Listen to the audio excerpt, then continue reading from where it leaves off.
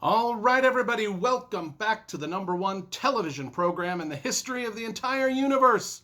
I am Brian Lee Durfee, author of The Forgetting Moon, The Blackest Heart, and The Lonesome Crown, all three books published by Simon & Schuster's Saga Press. Now, today we're going to be reviewing, well, not reviewing, we're going to be doing a in-depth discussion of Stephen King's novel Christine.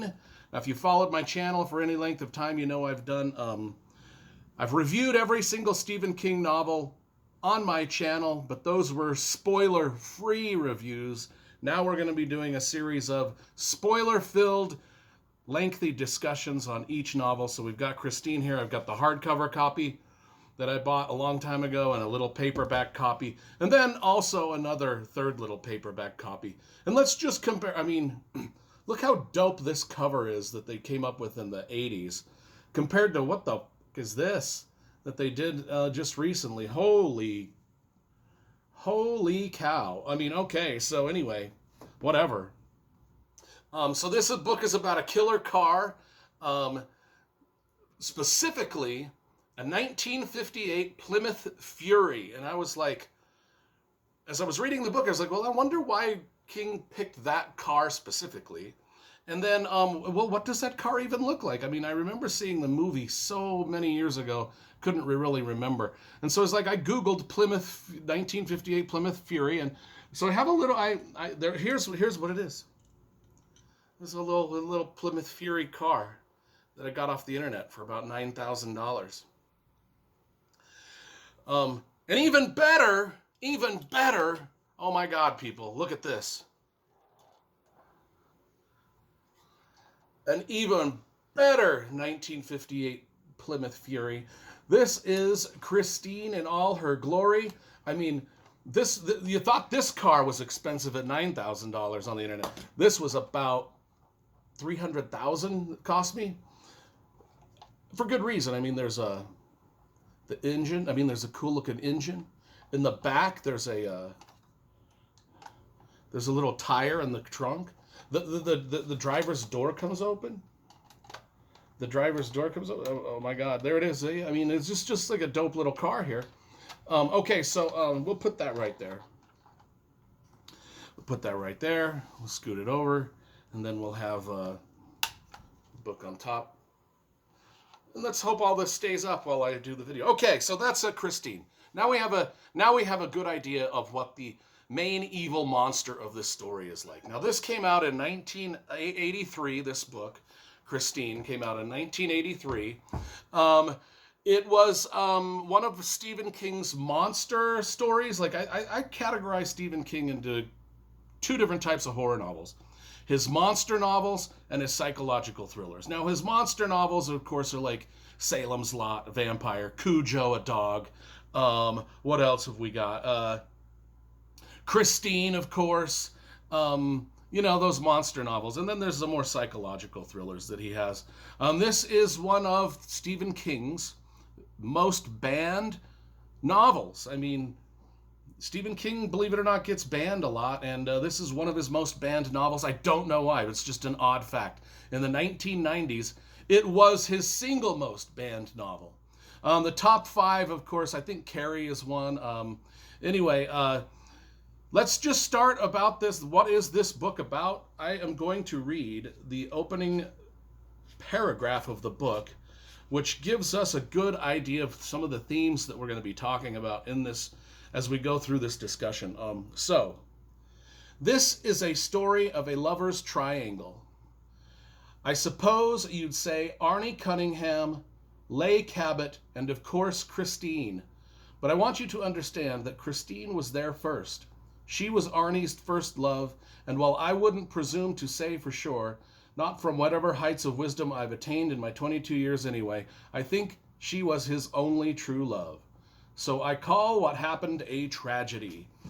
Yep, Christine is the evil monster here. Christine is the car, of course, if I haven't made that evidently clear yet. And I think this is one of Stephen King's sort of love letter novels to cars, to classic cars, to music of the day, music of the time of his life. I mean, this book has more music credits than any other singular book Stephen King has. It's got page after, I mean, this is just page after page of music credits. 46 in total. I mean, some of them are just like, and they're all car related, like Hot Rod Lincoln by Charles Ryan, This Car of Mine by the Beach Boys, Mercury Blues, Drive My Car by John Lennon and Paul McCartney, Roadrunner by the, let's see, No Money Down by Chuck Berry, Buick 59 by Dootsy William, The Magic Bus by Peter Townsend, You Can't Catch Me by Chuck Berry, From a Buick 6 by Bob Dylan, which makes me wonder, From a Buick 6 was a song by Bob Dylan. Stephen King has another monster car novel, From a Buick 8. Wonder if he got that title from the Bob Dylan song. Anyway, Riding in the Moonlight, Brand New Cadillac, Riders in the Storm by The Doors. I mean, there's so many music credits, it's astonishing. So it's a killer car, and what could be more cool than a killer car, especially a 1958 Buick Plymouth Fury. No, it's a Plymouth Fury. There's no Buick in it at all. It's a Plymouth Fury. Okay, so we talked about Arnie Cunningham and his girlfriend Leigh Cabot and his other girlfriend Christine. Now the book is told, in the beginning at least, and we're going to talk about this a little bit, it's told in the first person. Then about a third of the way through, it jumps to an omnipresent narrator. And then the final part of the book, again, is told in first person. So the book sort of jumps perspectives a little bit, which I think bothers me every time I read it. Even though this is one of my top 10 favorite Stephen King novels, I don't know why that bothers me. I just wish it would have been told from a omnipresent perspective from the beginning. I don't know why Stephen King chose that strange storytelling trick, but he did. It is what it is. So the story is told from the perspective of Dennis, who is Arnie's friend. So Dennis is looking at these relationships, from his perspective, the relationship of Arnie with the car, the relationship of Arnie with Leigh Cabot, and the relationship of Arnie with himself and everybody else. Now, Dennis kind of protects Arnie. In the beginning, we find out that Arnie is a bit of a weakling. He gets picked on a lot. He's bullied a lot. And Dennis is kind of around as his protector. Dennis is a football player, high school football player. Arnie is just kind of a high school nerd. And they meet Christine quite early on in the book. Well, really soon in the book. The first chapter, really. That's about as quick as you can meet a character in a book. And they're just driving down the road, and Arnie spots this busted down car off the side of the road and insists on pulling over because he wants to see if he can buy it. And the guy that comes out to sell him the car is the guy named LeBay. And LeBay is suspect from the start. I mean, he's just a weird dude, just a weird, wacky, somewhat creepy fellow. And Dennis is immediately sus. He's like, I don't know if we should be dealing with this guy. This car is a piece of junk. Why do you want it? But Arnie seems to be in love with it. The car is a beaten up. It's not, you can kind of see in the model that they sort of left parts of it beaten up. And but it is a rusted out piece of junk with an engine that don't work and all that stuff. And LeBay, who owns the car, is reluctant to get rid of it. He's kind of wants to get rid of it, but he's reluctant. It's a very fishy situation. And he tells Arnie that the car's name is Christine. And Arnie loves the name Christine. And Dennis, on the other hand, he doesn't like the situation at all. He can see his friend is obsessed with this. And he's like, we should just name it Trouble, which is the understatement of the year when you think about what happens later in the car. So Arnie buys the car for a couple $100. And he goes home and, of course, tells his parents. And his parents are like, what the? You're just a kid. You can't buy a car. Where are you going to park it? How are you going to pay for it? And he's like, oh, don't worry about it. I got all that stuff situated in it. And now Arnie's parents are ultra-liberal college professors who are just kind of like, they're protective of their son, overly protective of their son, overly controlling of his life. They don't like the car. Dennis, who we're seeing the story from his perspective, he hates the car. Everybody hates the car. Arnie brings the car around, tries to park it home. They don't want it in the driveway. He tries to park it elsewhere. Nobody wants the car parked anywhere near their house. In fact, a lot of arguments and fights ensue over this. I mean, and Arnie wants to work on the car. He wants to fix it up because it is a junker. And he wants to fix it up, but nobody even wants him working on it in their garage. So Arnie is getting kind of butthurt about a lot of this, and he will remember who turned him down in his quest to fix this car up. He will remember, and more importantly, Christine will remember who, turns them down. Christine starts to become protective. Christine the car, as we get into the book, starts to become more of a protector of Arnie than even Dennis is. So, and the thing is Arnie, he's always been a wimp, but once he gets this car, it's almost like he will defend the car, physically and verbally defend the car before he would have ever physically or verbally defended himself. He usually just tucked-tailed and ran, curled up in the fetal position and cried. But when it comes to people talking smack about his car or not letting him do things with the car, he will throw down, right? So it's changing. The car itself is changing Arnie's personality. And it's almost giving him confidence that he really doesn't deserve. Now, LeBay, of course, dies. The suspect guy that sells the car, he dies pretty early on in the story, of course. And we kind of get his backstory where Dennis sits down with LeBay's brother, and LeBay's brother sort of gives LeBay the backstory of who LeBay is. And of course, he's a veteran, a war veteran. He's post-traumatic stress. He's got a lot of weird things going on in his head.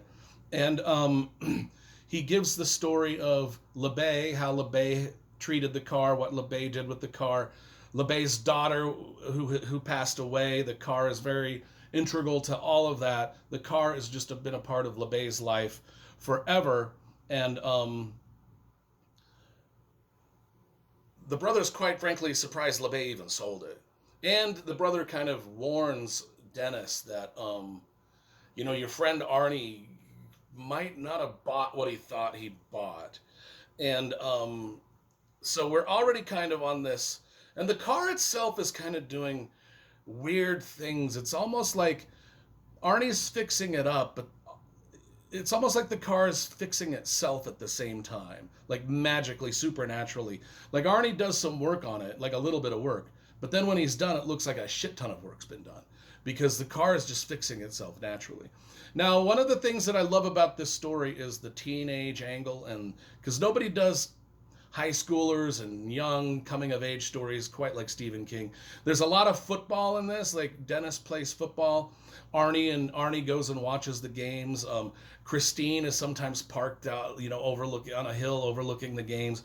It's just there's a lot of creepy imagery that Stephen King builds up with this car, and how Arnie and Dennis's relationship is kind of spiraling in a direction that might not be too good because of the car, because of Arnie's obsession with the car. It's got a very Friday Night Lights feel to the story, with the football, the teenagers, the cheerleaders, the young girls that they fall in love with. And the whole time, Christine, the car, is helping Arnie gain confidence, even with the girls. Not just to fight the bullies, but with the girls. And this is where our third main character, or I guess our fourth, because we've got Arnie, Dennis, Christine, and now enter Leigh Cabot, who is the hot transfer student from Massachusetts. And she immediately starts dating Arnie because Arnie shows some confidence.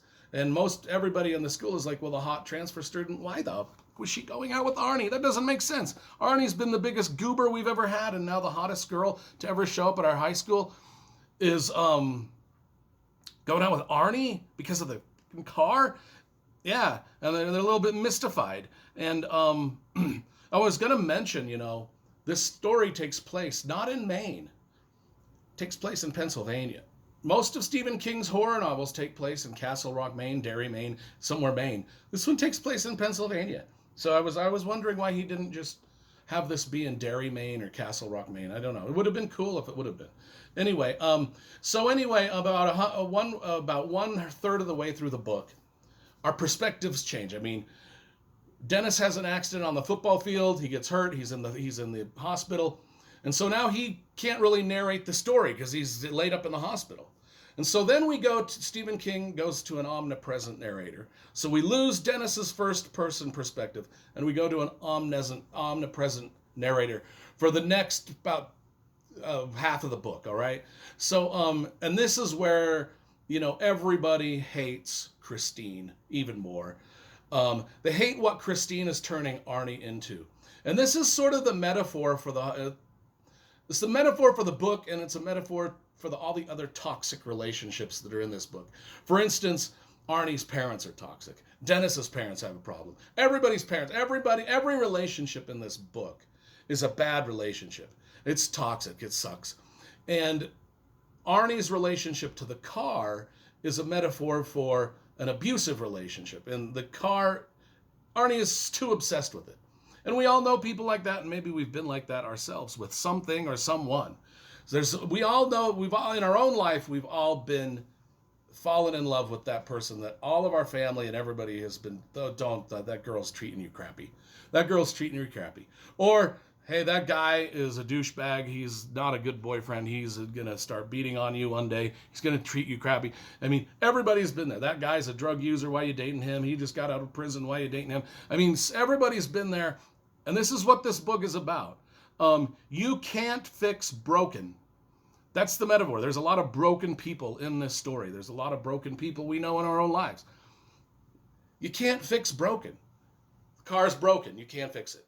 And even if you do fix it, what sort of monster is it going to turn into? Will it destroy you in the end? That's kind of the angle and the theme of this whole thing. The love triangle. That's why Stephen King started with, hey, this is a book about a love triangle. Arnie, his girlfriend, more importantly, the car that's abusive. So Christine gets vandalized. People are jealous of the car. People don't like Arnie. They don't like the new confidence he's got. They don't like that he's dating the hot girl. They don't like his car. Nobody ever likes the car. And so the car gets vandalized a lot. And Arnie tries to just repeat fix her up. The thing is Christine is magically sort of gets to the point where Arnie doesn't even have to fix her anymore. Someone vandalizes the car, the cracks in the windshield just disappear slowly. Somebody smashes the bumper and headlights, they just fix themselves slowly. And people are starting to notice, like, something fucking weird about this car.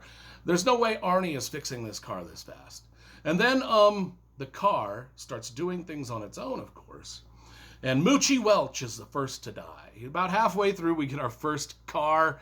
The monster car kills its first victim, Moochie Welch. He's one of the people that has been vandalizing the car off and on.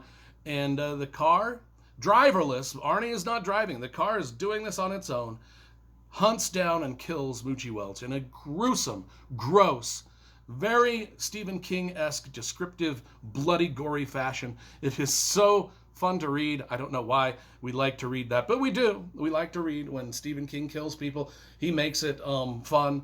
And Mookie Welch he gets run over a lot. I mean, the car runs him over and backs over him and then forward and then peels out. I mean, it leaves him he's roadkill. Like, he's basically roadkill. And then, Will Darnett, the car's still hunting people. Will Darnett. Christine is so adept at hunting and kill. She'll hunt you right down in your own house, drive right into your own living room, and kill you there. I mean, that's what happens. I mean, and now people are starting to be like, okay, the first time people are getting killed by the car, they're like, God, nobody's driving the car. But slowly people start to see that there's someone in the car. And it looks like it's maybe like a guy in an army outfit, like a ghost of an army guy.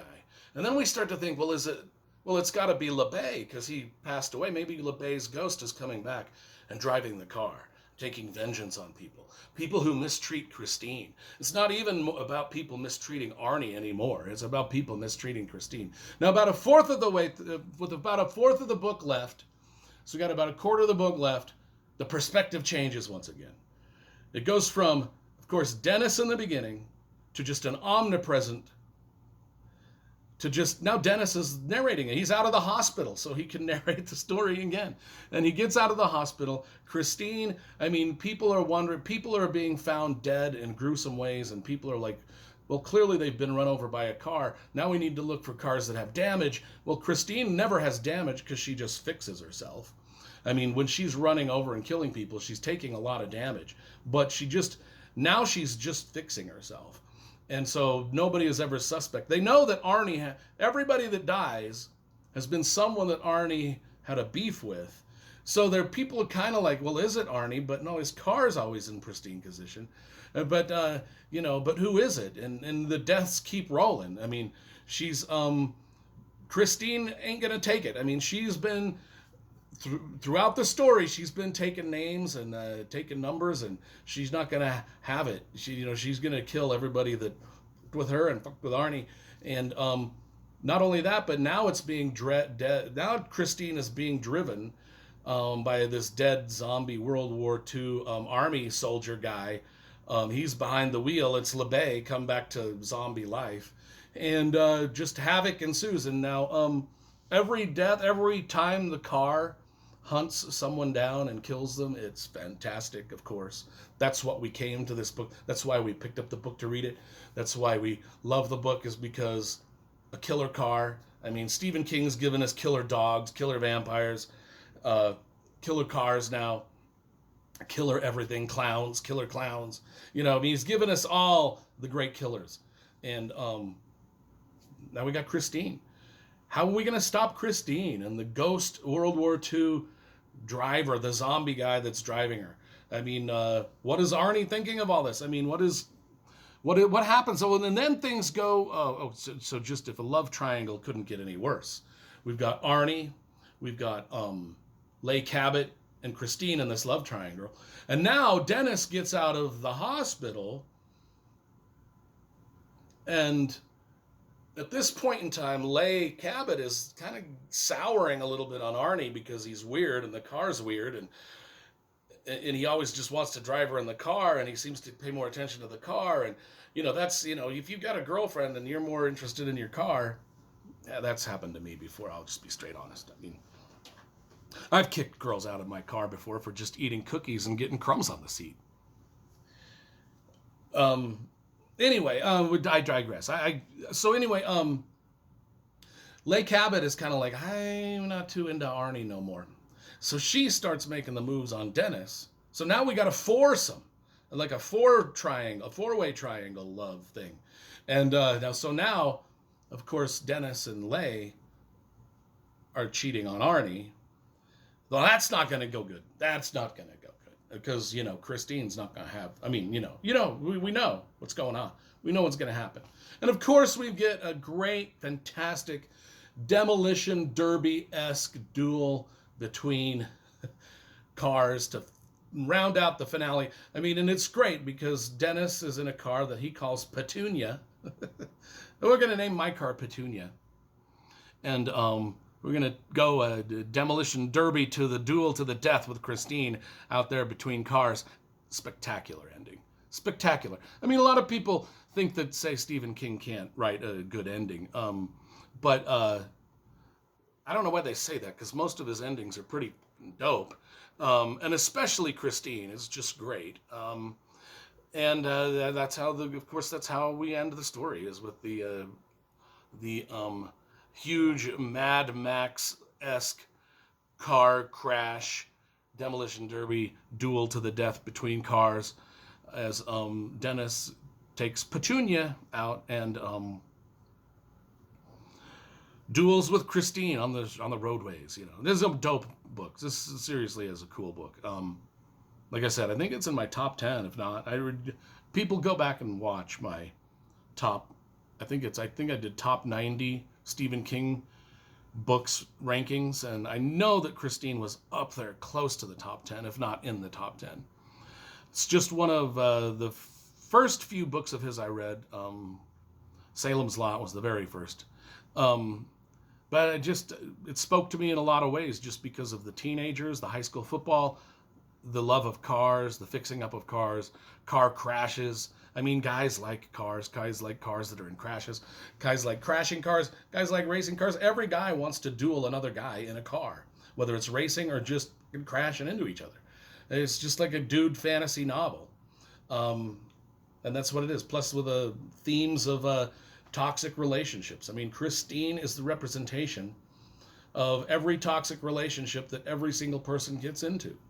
And it's just a really well put together way of conveying some of those thoughts on paper, and done very well. So let's take one more look at our killer car, our evil car. Great engine. And that engine is detailed, man. That's a detailed engine. Anyway, we will end with that, and let me know in your thoughts what you think of Christine and this $300,000 little model that I bought. Actually, it wasn't